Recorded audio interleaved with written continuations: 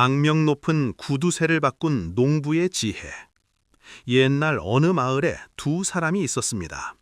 한 사람은 마을에서 가장 부유했지만 구두쇠로 악명이 높았고, 다른 사람은 가난했지만 마음씨가 착하고 지혜로운 농부였습니다. 이 구두쇠 부자는 원래 천화로이 마을 저편에서 구걸하며 살아가던 거지였습니다. 그러나 그는 힘들게 일하며 재산을 모으고 그 돈으로 사업을 시작하여 결국 마을에서 가장 부유한 사람이 되었습니다. 그의 돈을 아끼는 태도는 극단적이어서 마을에 흉년이 들어 사람들이 굶주리고 있을 때조차 한 줌의 쌀도 나누어 주지 않았습니다. 심지어 자신의 집 앞에서 쓰러진 거지를 보고는 더러운 것이 내 집 앞을 더럽히고 있군 이라며 빗자루로 쫓아내는 무정한 사람이었습니다. 마을 사람들은 그의 모습을 보며 혀를 차곤 했지만 그가 가진 막대한 재산과 권세 때문에 감히 그에게 대들 수는 없었습니다. 반면 가난한 농부는 비록 가진 것은 없었지만 따뜻한 마음을 지닌 사람이었습니다. 그는 작은 밭에서 농사를 짓고 살았지만 흉년이 들면 자신이 굶주리더라도 더 어려운 이웃을 돕고자 했습니다. 마을에 일이 있을 때마다 앞장서서 나서는 사람이었습니다. 그러나 이 농부가 아무리 열심히 농사를 지어도 하루하루의 생계를 겨우 유지할 뿐이었습니다. 어느 추운 겨울날 농부의 집에는 쌀이 한 톨도 없었고 그의 아내는 며칠째 미음 한 그릇으로 연명하고 있었습니다. 아내의 여윈 얼굴을 바라보던 농부는 마음이 아팠습니다. 어떻게 하면 저 구두쇠가 직접 나서서 마을 사람들을 도와줄 수 있을까? 저 구두 부자가 쌓아둔 곡식과 재물만 있어도 마을 사람들이 이렇게 배고파하진 않을 텐데. 고민에 잠긴 농부에게 문득 기발한 아이디어가 떠올랐습니다. 그는 아내를 불러 조용히 말했습니다. 여보, 내가 죽은 척 할 테니까 사흘만 고생해줘. 죽는다고? 아내는 깜짝 놀라며 남편의 얼굴을 바라보았습니다. 남편의 눈에는 평소와는 다른 결의가 서려 있었습니다. 내 말을 잘 들어봐. 내가 죽은 척하면 나를 혼백이 빠져나가지 못하도록 흰 천으로 덮어놓고 슬프게 울고 있어. 그러면 사람들이 문상을 하러 찾아올 거야. 그리고 아내는 여전히 의아한 표정으로 물었습니다. 그런 다음 내가 사흘 만에 살아나서 할 일이 있으니 그렇게 알아두세요. 딱 사흘만 참고 견뎌주시오. 네, 우리 마을 구두쇠 영감이 직접 마을 사람들을 도와줄 거예요. 네, 알겠어요. 농부는 아내에게 자세한 계획을 설명한 후 그대로 누워 숨을 깊게 들이마시고 죽은 척했습니다. 아이고, 당신 날 두고 이렇게 떠나시면 난 어떻게 산단 말입니까? 우리 정두님이요, 어찌 나만 두고 이렇게 떠나십니까? 농부의 아내가 남편의 죽음을 슬퍼하며 울자 그 구슬픈 소리를 듣고 마을 사람들이 하나둘 찾아왔습니다. 아이고, 이게 무슨 일이냐고. 그렇게 건강하던 사람이 갑자기 이게 뭔 일이냐. 부인, 너무 슬퍼하지 마세요. 하늘이 무너져도 솟아날 구멍이 있다고 하지 않습니까? 문상을 온 사람들은 각자 형편에 맞게 장내에 보탤 돈과 쌀, 반찬거리를 가져다 주었습니다. 마을 사람들의 따뜻한 마음씨에 농부의 아내는 진짜로 눈물이 났습니다. 그러나 사흘이 지나도 구두쇠 공간만은 아무런 소식이 없었습니다. 사흘이 지나자 죽은 척하고 있던 농부가 자리에서 일어났습니다. 그리고 아내에게 물었습니다. 여보, 구두쇠 영감이 문상을 왔었소? 안 왔어요. 역시 그 인색한 영감답군요. 이제 본격적으로 시작해 보겠습니다. 농부는 얼굴을 깨끗이 씻고 옷을 단정히 차려입은 후 성큼 부자 영감의 집으로 향했습니다. 마침 구두쇠 영감은 마당에서 곡식을 세고 있었습니다. 아이고, 영감님, 그동안 안녕하셨습니까? 갑자기 찾아온 농부를 보고 구두쇠 영감은 화들짝 놀라 뒤로 물러섰습니다. 아니, 뭐야, 내가 지금 헛것을 보고 있는 건가? 영감님, 건강하셨지요? 나야 건강하지. 그런데 자네 며칠 전에 죽었다고 하던데 이게 무슨 일이야? 농부를 본 부자 영감은 하던 일을 멈추고 연신 뒷걸음질 쳤습니다. 혹시 귀신이 아닌가 싶어 눈을 비비며 다시 보았지만 분명히 살아있는 사람이었습니다. 예, 영감님, 제가 죽기는 죽었었지요. 죽어서 저승에 가서 염라 대왕님까지 만나고 왔습니다. 농부는 태연한 표정으로 그럴듯하게 거짓말을 했습니다. 뭐라고? 염라 대왕을 만났다니? 구두쇠 부자는 눈을 동그랗게 뜨고 입을 쩍 벌린 채 물었습니다. 평소 죄를 많이 지은 그로서는 저승 이야기만 들어도 가슴이 두근거렸습니다. 염라 대왕님께서 저에게 특별히 사흘 동안 이승으로 돌아와서 할 일이 있다고 하시며 이렇게 보내주셨습니다. 뭐라고? 아유, 그래, 염라 대왕이 뭐라고 하던가. 혹시 나에 대한 얘기는 안 했나? 구두쇠 영감의 목소리에는 걱정이 가득했습니다. 아, 염라 대왕님께서는 직접 말씀은 안 하시고 저에게 영 좋지 않은 것을 보여주셨습니다. 좋지 않은 것이라니 그게 뭔가? 농부는 돌아가신 영감님에 대해 이야기해야 한다고 하며 방으로 들어가서 조용히 말씀드리자고 했습니다. 구두쇠 영감의 얼굴이 창백해졌습니다. 두 사람은 안방으로 들어가 문을 단단히 걸어 잠갔습니다. 어서 말해보게, 우리 마누라가 저승에서 뭘 하고 있다는 말인가? 이거 영감님께서 충격을 받으실까봐 걱정됩니다.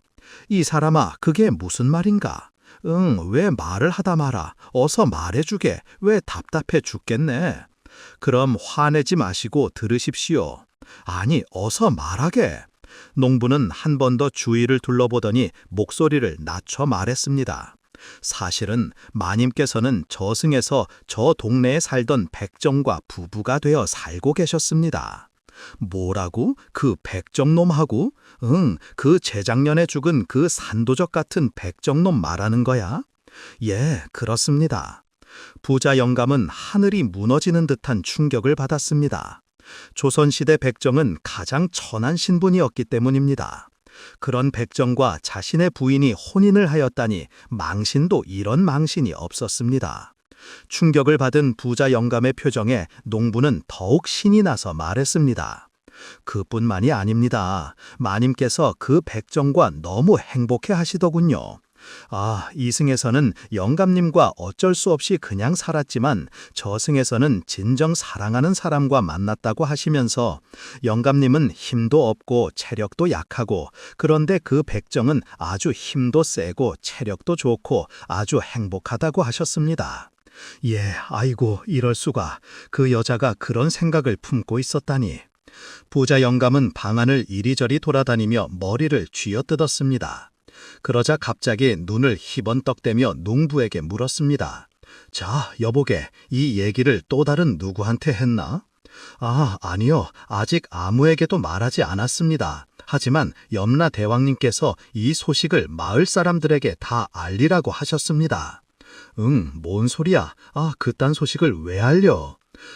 그러니까 염라 대왕님의 뜻은 영감님 부인의 사례를 사람들이 듣고 더 이상 자신의 마음을 속이지 말고 후회 없이 진정한 사랑을 찾아서 행복하게 살았으면 좋겠다는 것이지요.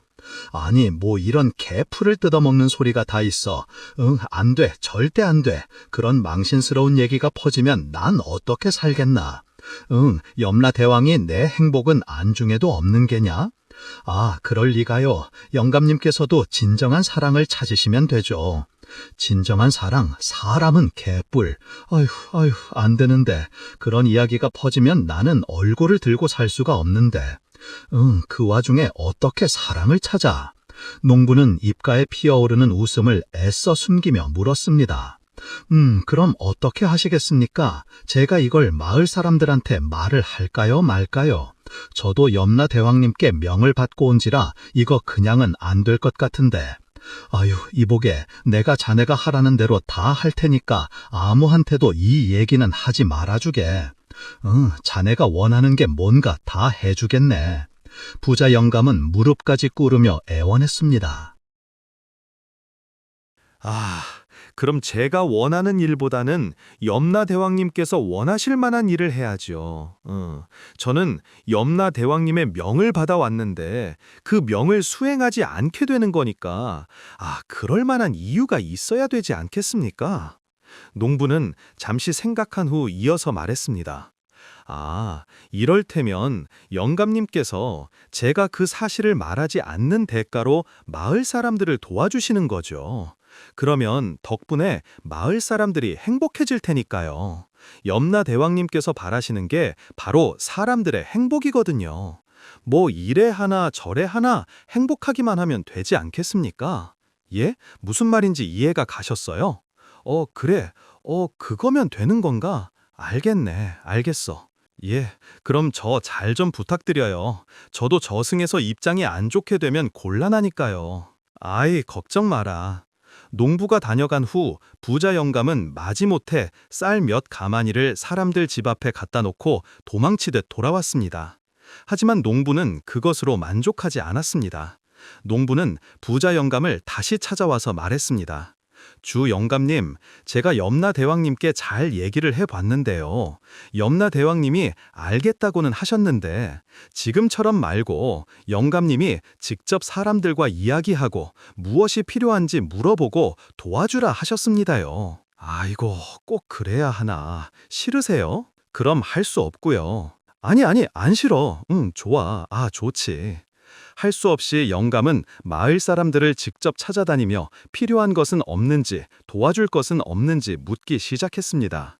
애초에 마을 사람들과 사이도 좋지 않았고 구두쇠로 악명 높았던 부자 영감을 사람들은 경계했지만 자꾸 그렇게 와서 어려운 점을 물어보고 심지어 도와주니 점점 사람들은 마음의 문을 열었습니다. 부자 영감도 처음에는 어색하고 어려웠지만 점점 어려운 사람들의 사정을 알게 되었습니다. 마을 동쪽에 사는 김 할머니는 아픈 무릎 때문에 움직이지 못해 며칠째 굶고 계셨습니다. 부자 영감이 그 사실을 듣고 직접 쌀과 반찬을 가져다 주자 할머니는 눈물을 흘리며 고마워했습니다. 아이고, 영감님, 늙은이가 어떻게 이 은혜를 갚을까요? 정말 고맙습니다. 영감님 같은 분이 계셔서 제가 죽지 않고 삽니다요. 영감은 처음으로 남에게 진심 어린 감사의 인사를 받는 기분을 알게 되었습니다. 가슴 한켠이 따뜻해지는 느낌이었습니다. 아이 참, 이건 내 재산이 줄어드는데 왜 기분이 좋지? 희한하네. 부자 영감은 다음에는 마을 서쪽에 사는 젊은 부부의 집을 찾았습니다. 이 집에는 별일이 없나 했는데 웬걸 이 집 2살배기 딸아이가 열병에 시달리고 있었고 약값이 없어 치료를 받지 못하고 있었습니다. 아이는 축 늘어져 있었고 숨소리도 가빠 보였습니다. 영감님, 우리 아이가 죽을 것 같습니다. 제발 도와주십시오. 약값이 없어요. 제발 이렇게 무릎 꿇고 빌겠습니다. 젊은 아버지는 부자 영감 앞에서 무릎을 꿇고 애원했습니다. 아이고, 이런. 부자 영감은 가쁘게 숨을 쉬는 젊은 부부의 딸을 보며 문득 어린 시절의 기억이 떠올랐습니다. 어린 시절 부자 영감은 고아로 가진 것 없는 거지로 마을을 돌아다니다가 길거리에 버려져 죽기 직전인 가난한 아이를 지나치지 못하고 데리고 다니며 젖동량을 해서 어떻게든 살려 함께 다녔습니다. 그 아이는 친여동생은 아니었지만 오히려 그보다 더 각별한 사이였습니다. 태어나면서부터 혼자였던 영감에게 유일한 가족이고 지켜주고 싶은 소중한 존재였죠. 그러나 그 다음 해 불행히도 가을에는 흉년이 들고 겨울은 심지어 너무도 추웠습니다. 배고픔에 그 추위를 견디기에는 어린 아이에게 너무 힘든 일이었습니다. 제발 도와주세요. 저는 괜찮으니까 제 동생만이라도 따뜻한 곳에, 아니 헛간이라도 좋습니다. 추운 바람을 좀 피하게 해주세요. 그는 온 마을을 돌아다니며 애원했습니다. 여동생은 연신 기침을 해대며 끙끙 앓고 있었죠. 하지만 흉년으로 인심은 각박해져 있었고 사람들은 전화 살기 바쁜 상황에 거지 아이들까지 챙길 여유는 없었습니다. 결국 그의 유일한 가족이었던 여동생은 추위를 견디지 못하고 그의 품에서 세상을 떠나고 말았습니다. 얼어붙은 땅을 파내어 여동생을 묻어주며 그는 생각했습니다. 부자가 될 거라고 다짐하던 그는 마을에서 죄가 많은 부자가 되어 다시는 이런 일을 겪지 않겠다고 결심했습니다.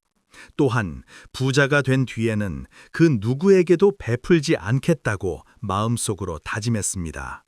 그렇게 결심한 이후 그의 머릿속에는 오직 돈을 버는 일 말고는 아무것도 없게 되었습니다. 그런데 지금 눈앞에 아파하는 작은 여자아이의 모습에서 부자 영감은 그 옛날 자신의 품에 안겨 벌벌 떨고 있던 여동생의 모습이 겹쳐 보였습니다. 잠시 멍하니 서 있던 부자 영감은 이내 고개를 끄덕이며 말했습니다. 아유, 어서 일어나게. 내가 도와주겠네. 영감은 서둘러 마을에서 가장 뛰어난 의원을 불러 아이를 치료하게 하고 비싼 약까지 지어주었습니다. 며칠 동안 영감은 매일 그 집에 찾아가 아이의 병세를 살펴주고 필요한 약을 가져다 주었습니다. 다행히 사흘 후에 아이의 열이 내리기 시작했고 일주일 만에 완전히 건강해졌습니다. 아이가 다시 웃으며 뛰어노는 모습을 보게 된 부모는 부자 영감 앞에서 무릎을 꿇고 울며 감사했습니다. 영감님 덕분에 우리 아이가 살았습니다. 이 은혜 평생 잊지 않겠습니다. 영감님은 우리에게 참으로 은인이십니다. 그 순간 부자 영감의 마음에는 지금까지 느껴본 적 없는 큰 감동이 밀려왔습니다. 자신의 도움으로 한 생명이 살아났다는 사실이 얼마나 기쁘고 뿌듯한지 가슴이 벅차오르며 눈물이 핑 돌았습니다. 아이고, 그 옛날에 나와 같은 도움을 베푸는 사람이 있었다면 내 여동생도 지금쯤 살아 있었겠지. 부자 영감은 이후로 더 적극적으로 마을 사람들을 도왔습니다. 농사짓다 다친 사람에게는 치료비를, 혼인을 앞둔 가난한 처녀에게는 혼수비를, 아이들에게는 책과 문방구를 사주었습니다. 집이 무너진 과부에게는 새 집을 지어주었고 논밭을 잃은 농부에게는 땅까지 마련해 주었습니다.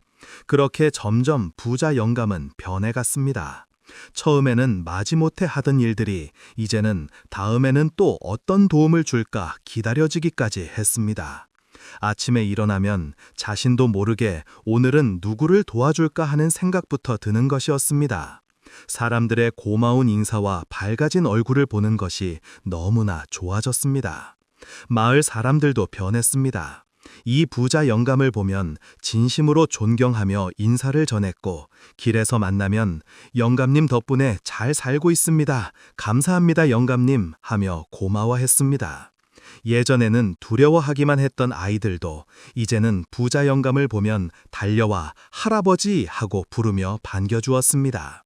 그리고 어느 날 까맣게 입고 있던 그 농부가 다시 찾아왔습니다.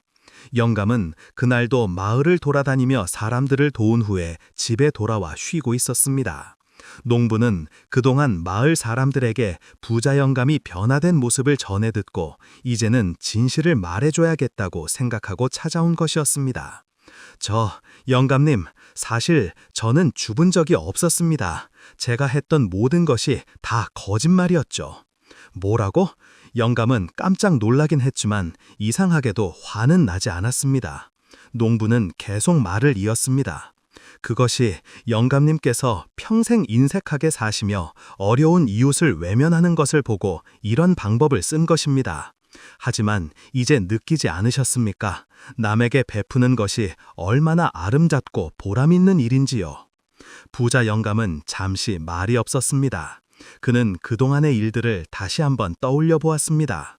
마을 사람들이 자신에게 진심으로 고마워하고 자신을 존경하고 반겨주는 모습, 아픈 아이들이 자신의 도움으로 건강해지는 모습, 어려웠던 사람들이 자신 때문에 웃게 되는 모습들이 떠올랐습니다.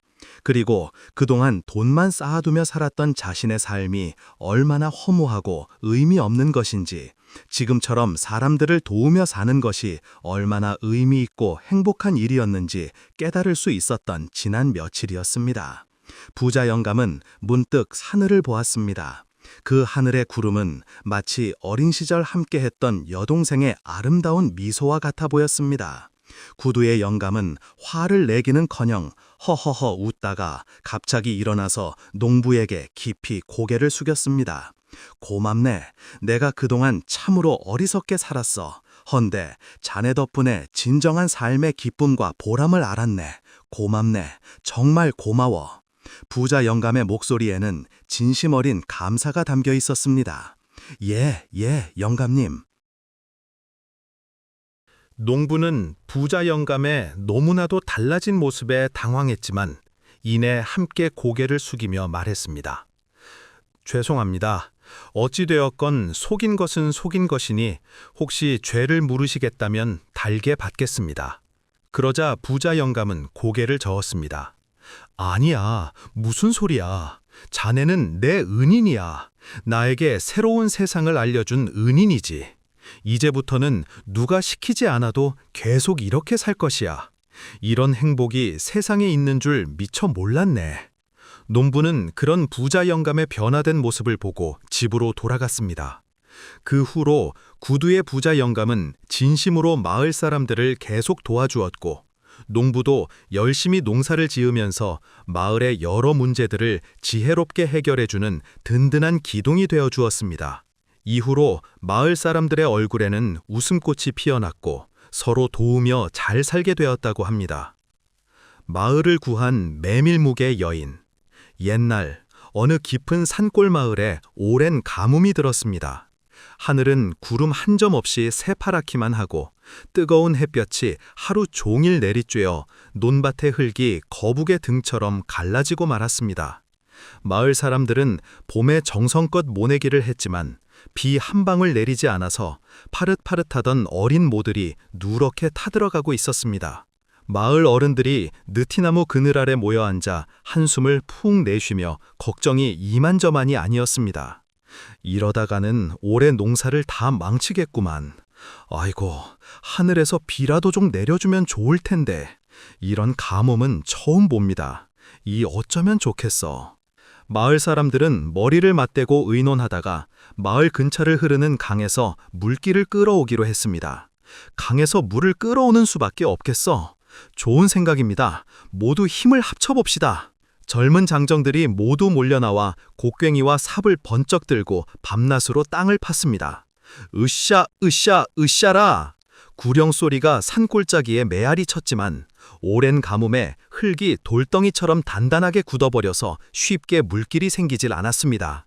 아휴, 이 흙이 왜 이렇게 딱딱해.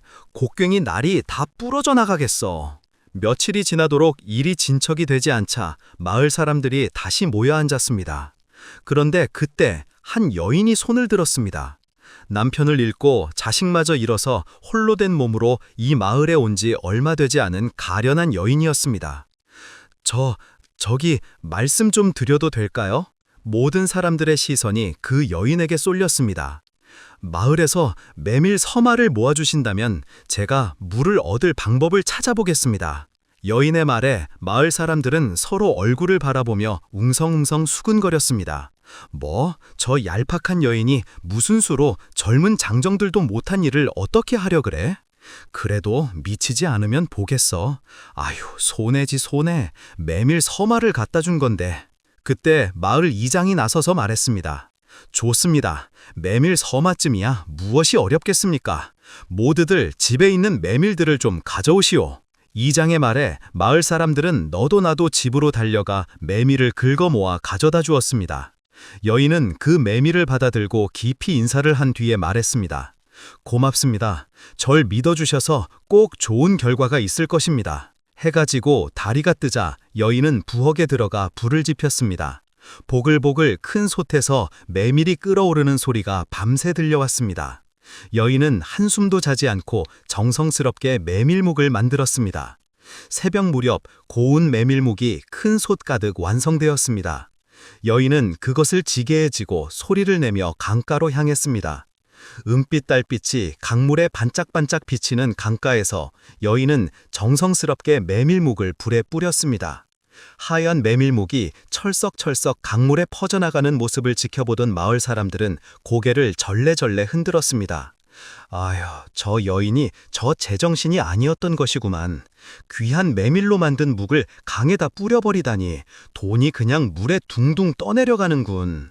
하지만 여인은 사람들의 시선을 아랑곳하지 않고 이튿날도 또 그 이튿날도 정성껏 메밀묵을 만들어 강에 뿌렸습니다.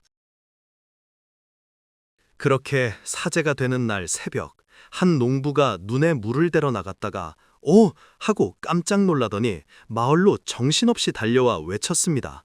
오! 어서들 나와보시오. 아, 이게 무슨 일입니까? 보가 생겼습니다. 거대한 보가 생겼어요. 뭐라고? 보가? 마을 사람들이 우르르 뛰어나가 보니 어제까지만 해도 메마르고 갈라져 있던 땅에 시원한 물길이 졸졸졸 소리를 내며 흘러오고 있었습니다. 그리고 그 끝에는 든든한 돌로 쌓인 커다란 보가 떡하니 자리하고 있지 않겠습니까? 아이고, 이게 뭔 일이야? 아이고, 꿈이 아니겠지? 마을 사람들은 서로 보를 꼬집어 보며 놀라워했습니다. 아, 이게 도대체 어떻게 된 일입니까? 하룻밤만에 이게 보가 생기다니. 마을 사람들은 여인에게 우르르 몰려가서 물었습니다. 여인은 환하게 웃으며 대답했습니다. 마을의 도깨비들 덕분입니다. 도깨비들이 제가 뿌린 메밀묵을 맛있게 먹고 하면서 하룻밤새 이렇게 보를 만들어 주신 거죠. 도깨비들이? 뭔 소리야? 정말 도깨비가 있단 말이야? 하긴 이게 도깨비가 아니고선 할 수 없는 일 아닌가. 사람이 하룻밤만에 어떻게 저런 보를 만들어. 앞으로도 도깨비들이 좋아하는 메밀묵을 정성껏 바치면 마을에 계속 좋은 일이 생길 것이에요. 아이구야, 그 말이 참이라면 이거 대박이네. 대박이야. 아유, 일단 물부터 끌어다 쓰자고. 마을 사람들은 신이 나서 보에 가득 찬 물을 끌어다 농사일을 시작했습니다. 물이 철철철 눈으로 흘러들어가자 누렇게 타들어가던 모들이 하루아침에 파릇파릇해졌습니다. 덕분에 그 해에는 풍년이 들었습니다. 더군다나 보에서 파닥파닥 뛰어오르는 물고기들을 잡아온 마을 사람들은 다 배불리 먹고도 남을 정도였습니다. 이야, 이렇게 큰 붕어가 있네. 잉어도 있어, 잉어도. 이건 다 도깨비님들 덕분입니다. 마을 사람들은 도깨비들에게 감사하며 그 뒤로도 정성껏 메밀을 만들어 강가에 뿌려놓았습니다. 그러면 밤중에 오호 웃음소리와 함께 도깨비들이 나타나 메밀묵을 맛있게 먹고는 사라졌습니다. 그 뒤로는 마을에 물길이 마르지 않았고 보에서 잡히는 물고기들 덕분에 온 마을 사람들이 다 잘 먹고 잘 살게 되었습니다. 도깨비님들 정말 고맙습니다. 올해도 메밀묵 잘 드세요. 마을 사람들은 매년 감사 인사를 빠뜨리지 않았습니다. 세월이 물 흐르듯 지나서 도깨비들에게 메밀묵을 뿌려 마을에 보를 만들었던 여인은 세상을 떠났고 그때 마을에 살던 사람들도 모두 나이가 들어 하늘나라로 갔습니다. 이제는 그때 사람들의 손주, 손주의 손주들이 사는 마을이 되었죠. 그러던 어느 해 마을 사람들은 도깨비에게 줄 메밀묵을 만들다가 그만 귀찮아졌습니다.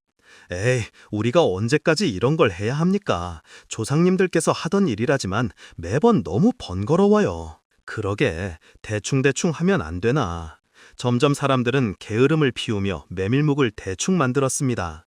예전에는 큰 솥 가득 만들던 것을 이제는 작은 솥 하나 정도만 만들어버렸습니다. 이 정도면 충분하겠지. 어차피 도깨비들이 뭘 알겠어. 아니, 그리고 도깨비가 있긴 한 거야? 메밀묵이 적거나 말거나 사람들은 강가에 가져다가 후딱후딱 뿌렸습니다. 그런데 그날 밤에도 어김없이 터벅터벅 발소리를 내며 도깨비들이 강가에 나타났습니다. 사람들이 뿌려놓은 메밀묵을 맛있게 먹으려고 말입니다. 오늘도 맛있는 메밀묵이 있겠지. 참 고마운 일이야. 어서 나누어 먹자고. 그런데 메밀묵을 하나, 둘, 셋 하며 나누어 가지다가 도깨비 한 마리가 남았을 때 그만 똑 떨어졌습니다. 어라, 내 것만 쏙 빠졌네. 메밀묵 구경도 못한 그 도깨비는 심통이 잔뜩 났습니다. 아니, 이게 말이 되나? 나만 빼놓니 다른 도깨비들은 다 먹었는데 나만 못 먹었어. 나만!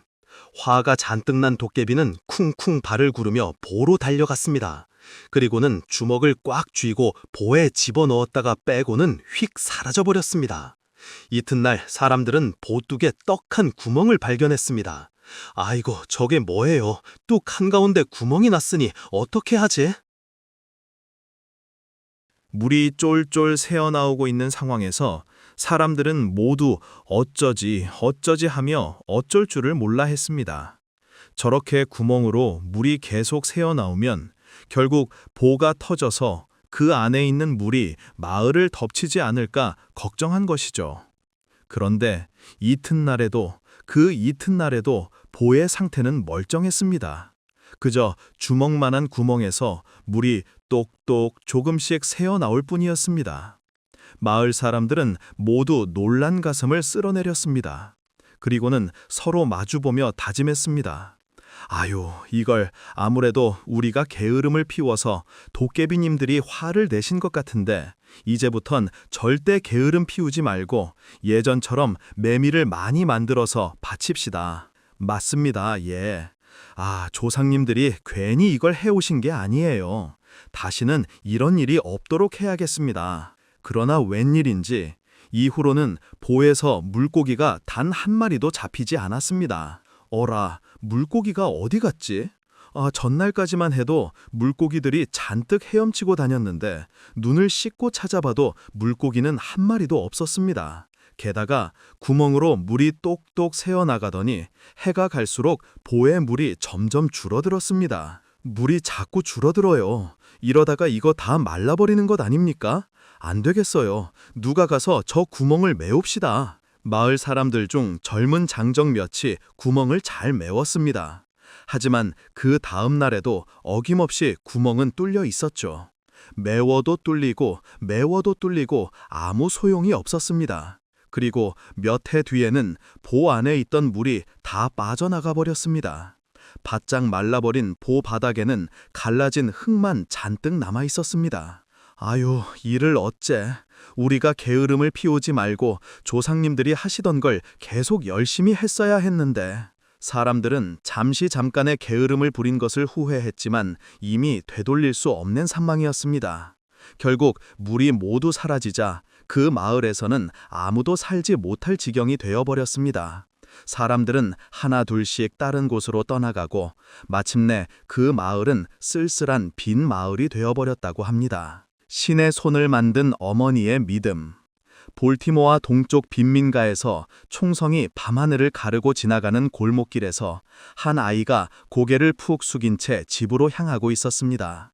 그의 손에는 빨간 펜으로 가득한 성적표가 구겨져 있었죠. 펜, 어서 와라. 그가 문을 열고 들어서자 어머니 소냐가 따뜻한 미소로 그를 맞아주었습니다. 벤 카스는 11살 초등학교 5학년이었지만 반에서 꼴찌를 면치 못했습니다. 엄마, 성적표예요. 떨리는 손으로 구겨진 종이를 내밀었습니다. 모든 과목이 낙제에 가까웠습니다. 어머니 소냐는 성적표를 찬찬히 들여다보았습니다. 하지만 화를 내지도 한숨을 쉬지도 않았습니다. 벤, 이리 와서 앉아보렴. 소냐는 아들의 무릎에 앉히고 부드럽게 말했습니다. 엄마는 네가 세상에서 가장 똑똑한 아이라는 걸 알고 있어. 다만 아직 그 똑똑함을 꺼내는 방법을 모를 뿐이야. 하지만 엄마, 선생님도 친구들도 모두 저를 바보라고 해요. 저는 정말 아무것도 할 수 없는 아이인 것 같아요. 벤의 눈에 눈물이 맺혔습니다. 어머니 소냐는 아들의 어깨를 감싸며 단호하게 말했습니다. 절대 그런 말 하지 마. 벤, 넌 마음만 먹으면 뭐든 할 수 있어. 엄마가 장담하건대 노력하면 반드시 해낼 수 있어. 그날 저녁 소냐는 두 아들 벤과 커티스를 거실로 불렀습니다. 얘들아, 오늘부터 우리 집에 새로운 규칙이 생겼단다. 또 규칙이에요? 커티스가 투덜거렸습니다. 잘 들어보렴. 첫째, TV는 일주일에 2 프로그램만 본다. 둘째, 숙제를 다 끝내야만 밖에 나갈 수 있다. 그럼 언제 TV를 봐요? 벤이 깜짝 놀라며 물었습니다. 아직 남았어. 셋째, 가장 중요한 세 번째 규칙. 일주일에 책 2권을 읽고 반드시 독후감을 써서 엄마에게 보여줘야 한다. 엄마, 책은 너무 재미없어요. 왜 우리 이렇게 힘들게 살아야 돼요? 다른 친구들은 맨날 TV 보고 놀기만 하는데. 벤도 불만을 터뜨렸습니다. 소녀는 두 아들을 번갈아 바라보며 말했습니다. 얘들아, 이 엄마가 왜 이런 규칙을 만들었는지 알아? 너희들이 이 동네를 벗어나 더 큰 세상에서 너희의 꿈을 이루길 바라기 때문이야. 책이 너희들에게 날개를 달아줄 거야. 그렇게 규칙이 시작된 첫 주, 벤은 억지로 도서관에서 빌린 동물 백과사전을 펼쳤습니다. 글자들이 개미처럼 작게 보였고 몇 페이지도 넘기기 힘들었습니다. 엄마, 너무 어려워요. 모르는 단어 투성이에요. 모르는 단어가 나오면 사전을 찾아보렴. 그럼 점점 쉬워질 거야. 두 번째 주, 벤은 공룡에 관한 책을 골랐습니다. 티라노사우루스의 무시무시한 그림에 시선이 고정되었습니다. 어느새 책을 읽은 지 1시간이 훌쩍 지나 있었습니다. 엄마, 공룡은 6,500만 년 전에 멸종했대요. 그리고 브라키오사우루스는 목이 이렇게 길어서. 벤은 신나게 책에서 본 공룡 이야기를 늘어놓았습니다. 소냐는 흐뭇한 미소를 지으며 그 이야기를 들어주었습니다. 한 달이 지나자 벤은 더 이상 책 읽기를 억지로 하지 않았습니다. 우주에 관한 책을 읽으며 블랙홀의 신비에 빠져들고 위인전을 읽으며 링컨의 용기에 감동했습니다. 어느 날 과학 시간 선생님이 물었습니다. 혹시 흑요석이 뭔지 아는 사람 있나? 반 아이들이 모두 고개를 겨우 숙였습니다. 그때 벤이 손을 번쩍 들었습니다. 선생님, 흑요석은 화산 활동으로 생긴 유리질 암석이에요. 매우 날카로워서 원시인들이 화살촉으로도 사용했고 그 날카로움이 수술용 칼보다도 더 예리하다고 해요. 교실이 조용해졌습니다. 선생님은 깜짝 놀란 눈으로 벤을 바라보았습니다. 벤, 정말 대단하구나. 어떻게 그런 걸 다 알고 있니? 그날부터 벤에 대한 반 아이들의 시선이 달라졌습니다. 반 아이들은 바보 벤이 아니라 박사 벤이라고 부르기 시작했습니다. 그리고 몇 달 후 벤은 시험에서 만점을 받았습니다. 선생님은 믿을 수 없다는 듯이 답안지를 다시 한번 확인했지만 결과는 같았습니다. 집에 돌아온 벤은 성적표를 들고 어머니에게 달려갔습니다. 엄마, 만점이에요. 만점! 소냐는 기뻐하며 아들을 꼭 안아주었습니다. 엄마가 뭐라고 했니? 넌 마음만 먹으면 모든 걸 할 수 있는 아이라고 했잖아. 네, 엄마, 그때는 믿기지 않았는데 이제 정말 믿어져요.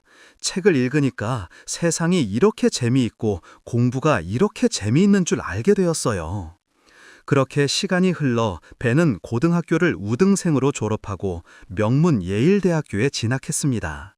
그리고 미시간 의과대학을 거쳐 마침내 존스 홉킨스 병원의 신경외과 의사가 되었습니다. 1987년 9월 벤 카스는 세계 최초로 머리가 붙어서 태어난 샴쌍둥이 분리수술에 성공했습니다. 22시간에 걸친 대수술이었습니다. 카슨 박사님, 어떻게 이런 기적 같은 수술을 해낼 수 있었습니까? 기자들의 질문에 벤은 조용히 미소 지으며 대답했습니다. 저에게는 2명의 스승이 있었기 때문입니다. 하나는 넌 할 수 있어 라고 늘 믿어주신 어머니고 또 하나는 매주 2번씩 읽었던 책들입니다. 그 믿음과 지식들이 오늘의 저를 성공하게 만들어 주었습니다. 그날 밤 벤은 볼티모어에 있는 어머니에게 전화를 걸었습니다. 어머니, 수술이 성공했습니다. 2 아이 모두 건강합니다. 벤, 엄마는 네가 해낼 줄 알고 있었단다. 넌 정말 자랑스러운 아들이야. 전해오는 어머니의 눈물 섞인 목소리가 들려왔습니다. 사람들은 벤 카스를 신의 손이라고 불렀습니다. 그 손을 만든 것은 어머니 소냐의 변함없는 믿음과 사랑이었습니다. 그리고 그 믿음이 이어져 또 다른 아이의 생명을 구하고 수많은 사람들에게 희망을 전해주는 기적이 되었습니다. 자, 오늘의 이야기는 여기까지입니다. 돈만 아끼며 살던 구두쇠 영감이 한 농부의 지혜로운 거짓말 덕분에 처음으로 주는 기쁨을 알게 되었습니다. 처음엔 억지였지만 누군가에게 도움을 받은 따뜻한 인사와 미소가 그의 마음을 바꾸고 삶을 바꾸었으며 그것이 결국 마을 전체를 바꾸어 놓았습니다. 참 신기하죠? 사람 마음이라는 게 말이에요. 여름 뜨양뼈에 바싹 메말라 있던 땅도 가을 한 번이면 촉촉하게 바뀌잖아요. 구두의 영감의 마음도 그랬던 것 같습니다. 혹시 오늘 하루 마음이 좀 메말랐다면 내일은 누군가의 촉촉하고 시원한 가을비가 되어보시는 건 어떨까요? 기적이라는 게 꼭 거창한 건 아니거든요. 작은 친절 하나에서도 시작될 수 있습니다. 오늘도 저의 이야기를 들어주셔서 감사합니다. 내일 밤에도 따뜻한 이야기로 찾아올 테니 지금부터는 하루의 피로를 풀고 마음의 안정을 찾기 위해 간단한 호흡법을 함께 해볼까요? 먼저 편안하게 앉거나 누워주세요. 천천히 눈을 감고 깊게 숨을 들이마십니다. 가능한 한 많은 공기가 폐 속에 가득 차도록 해주세요. 그 다음 천천히 숨을 내쉽니다. 내쉬는 동안 오늘의 모든 걱정과 스트레스가 함께 흘러나간다고 상상해 보세요. 한 번 더 깊게 숨을 들이마시고 내쉴 때는 몸의 긴장이 풀리도록 더욱 천천히 내쉽니다. 이렇게 호흡을 몇 번 반복하시면서 몸과 마음이 점점 더 편안해지는 걸 느껴보세요. 이제 하루를 마무리할 시간입니다. 오늘의 모든 것을 내려놓고 편안한 마음으로 내일을 맞이할 준비를 하세요. 좋은 꿈 꾸시고 내일 더 상쾌한 마음으로 새로운 하루를 시작하시기 바랍니다. 꿀잠님들 모두 잘 자셈.